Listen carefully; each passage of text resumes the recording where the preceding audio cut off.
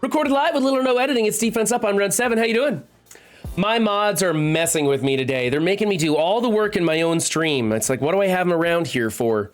If you want to see the fun stuff that happens in between the takes of Defense Up and stuff that doesn't get to YouTube, then you got to find me on Twitch.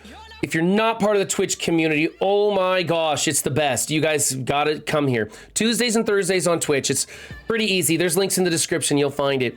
But this is Defense Up, where we grade your guys' defense. And if you want your defense graded, you can, again, find links in the description. Just find me on Discord, message me your picks, and we'll get you on the list. We grade on 5 different criteria. It's who you're using, their place of their power levels or ISOs, and what kind of mood I'm in. I had a lot of coffee. So I don't even know what kind of mood I'm in. All right, team number 1, Hot Trash. We're starting it off with Hot Trash. Look at this. Zilch for synergy. Like, you have 2 members of a terrible team and 3 members of a almost as terrible team. Falcon's got some value. War Machine might get a rework with that West Coast Avenger or Power Armor 2.0. Who knows? I don't know. Nobody knows what kind of tech things we're going to get. Sen Raven says Power Armor still gets used. Not my Power Armor, Sen. Not my Power Armor. Okay. Let's see. I'm kind of okay with the ISOs that are being used here. We have 2 Raiders, a Skirmisher, 1 Striker. I think we could change Star-Lord to a Striker, and that way, if you ever do use him with Groot, you'll have that 3-piece synergy. But Star-Lord's also good as a Skirmisher, probably a level 5 Skirmisher, but, you know, he doesn't warrant that kind of investment, so it's like, who's going to put that kind of ISO on a character that you don't want to use? I don't see this defense actually stopping anything. Let's see, how's this going to play out? You're going to get some AoE damage. I don't think, it's just, I don't know, man. Yeah, I don't see this going anywhere. I mean, Ironheart and Tony Stark aren't great additions to it, so it's about as good as a regular power armor on defense, which plays out wrong because Falcon does his alt instead of his special first, and the team's a little too slow to get going. Yeah, I can't get excited about this. Not being very wasteful. You've put a little bit of ISOs into some of these tunes, but they're not war ready. I like different ISOs on some of these. I don't know. It's kind of a big pile of trash. I'm going to go with a C- on this. It's just, I can't even recommend that you do anything with this. This is a filler team for me. I don't think you should be building this. I think Power Armor, if you're going to use it, goes on offense, and they're just so old, man. I just don't like the team. There's other stuff that you should be investing in before Power Armor. Yeah, and then the Guardians of the Garbage Can are really terrible. They're in desperate need of a rework. It's like the Hand and the Guardians. That's it. Okay, team number 2 is a PymTech team, is what it is. I like the placement. I like most of the ISOs. You went Skirmisher on Stature instead of Fortifier. I like her better as a Fortifier because for a tank, I think she's kind of squishy, but Skirmisher would be the secondary choice, so I won't even dock you for this. You went big on Ghost, like you should. Unless you have the PymTech raid lane, you don't build Yellow Jacket because he's virtually worthless. In my opinion, I think he's garbage. I think I built him because I have that raid lane, and I hated doing it. Absolutely hated doing it. I like what you're doing here. I'm going to go ahead and give you the A. I think other people should probably make her a Fortifier, but this team isn't really worth building in the first place. Team number 3 is the OG Sinister 6 without Doc Ock. This is what I like to see.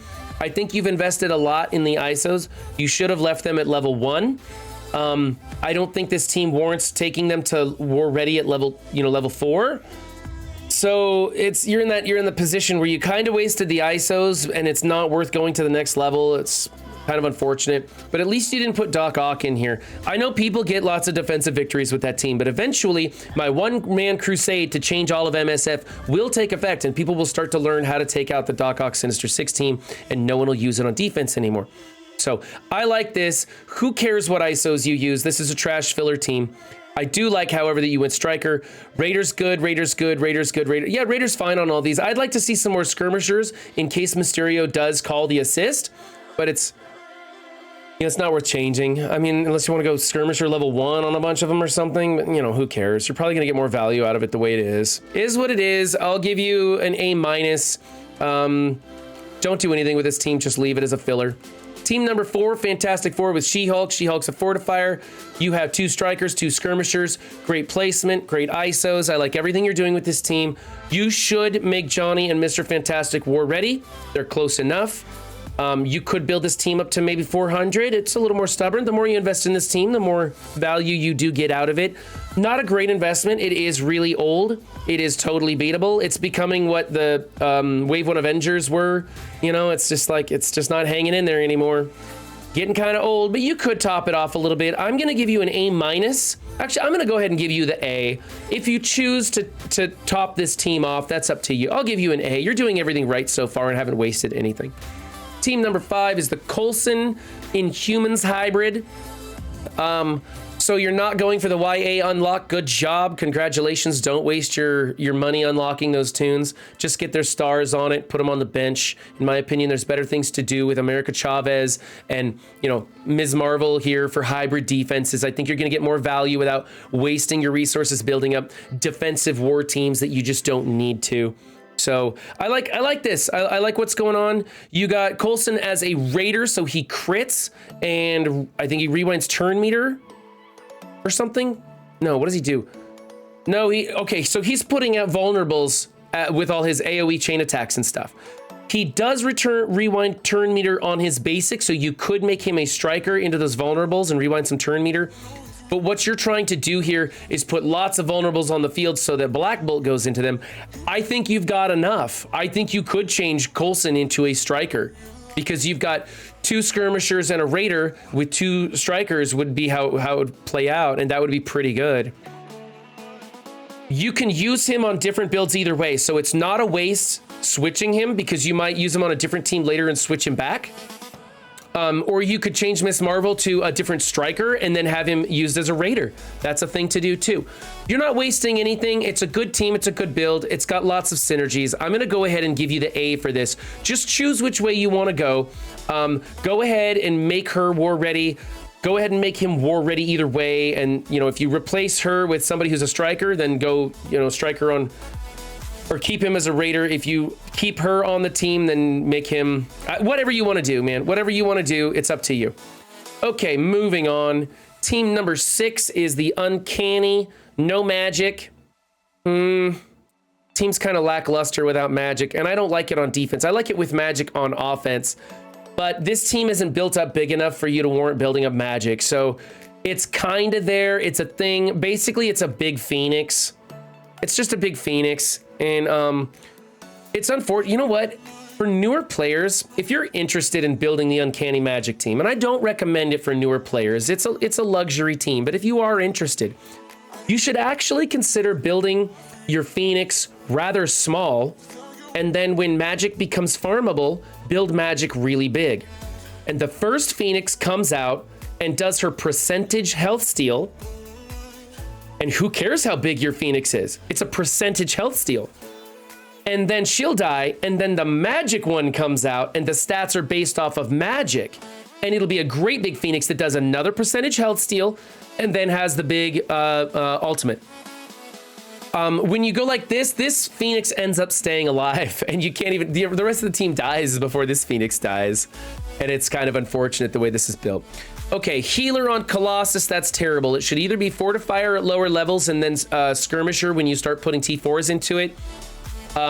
Or other, you know, his health bar, his speed, it doesn't warrant the healer ISO. So change that. I would change it to a fortifier. I liked going Raider on Storm, but you went Skirmisher, and that could work out okay with the way your Phoenix is built. Striker on Cyclops is okay. Again, I like Raider because he does AoE and chain attacks, especially on defense. Not chain attacks. He hits multiple people with his special, the way that works. So, or call, I don't know. It's a weird call out with his taunt being placed around or something. I don't know. Striker's okay, though. I won't dock you for it. And then you went Raider over here. Raider's fine. She does do some chain stuff, but maybe think about Skirmisher. Although, man, Psylocke is just, man, she's old news. Her cleanse comes too late. It times out weird, and she just doesn't have the power of these newer characters. She's not really worth investing in. So a lot of stuff you're doing wrong here. There's a lot of things that could be different. This team isn't going to work out great, but it doesn't merit the investment. So I don't think you should really do anything with it. I think you should basically use Phoenix on a hybrid team is probably going to be your best bet. Leave these guys off, you know, at the bottom of your roster, somewhere in the middle of your roster.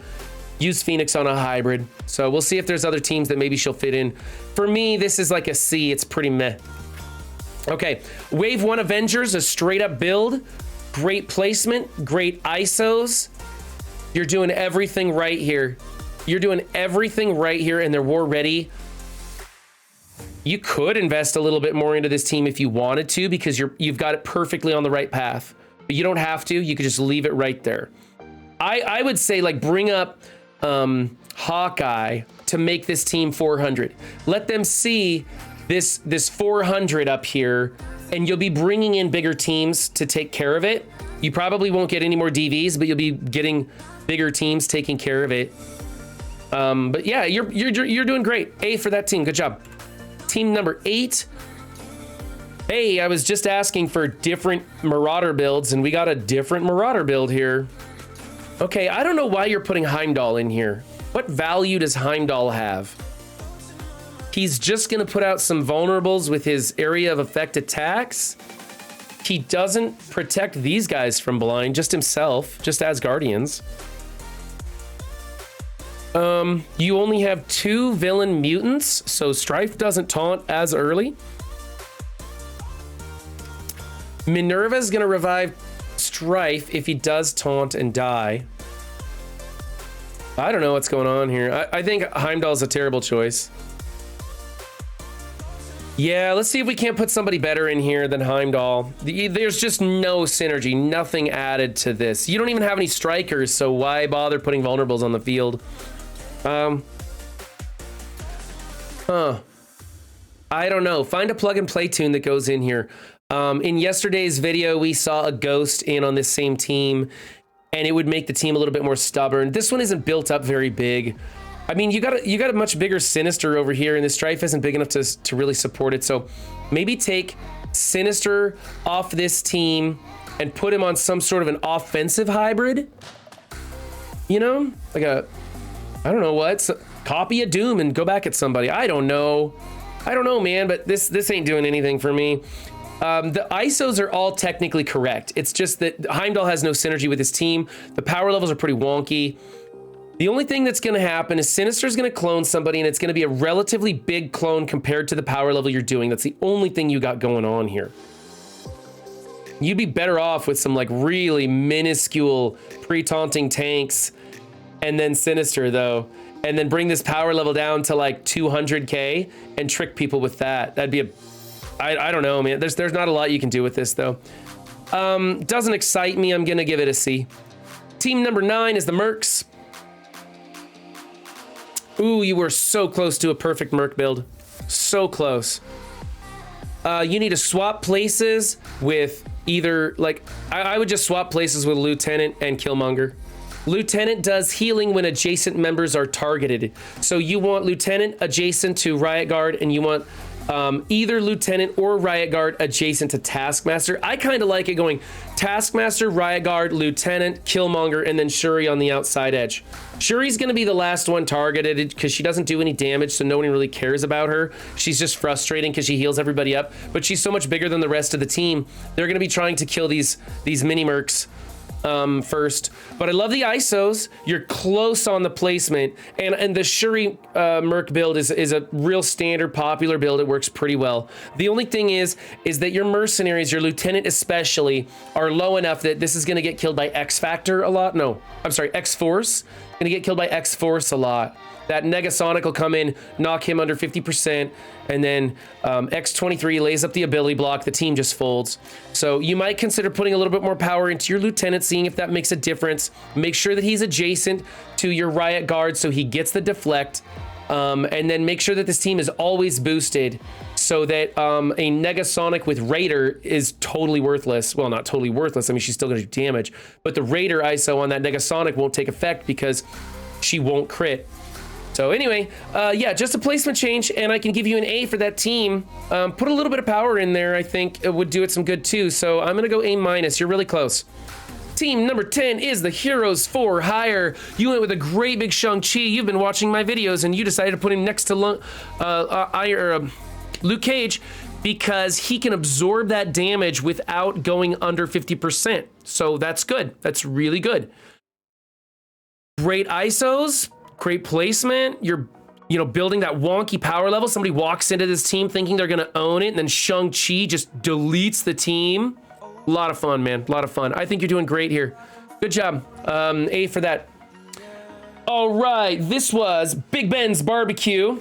Big Ben's Barbecue right here. And, yeah, if you want your defense reviewed, just find me in Discord. Links in the description. Don't just have a good game, be good to yourselves and others too, and I'll catch you next time. Bye.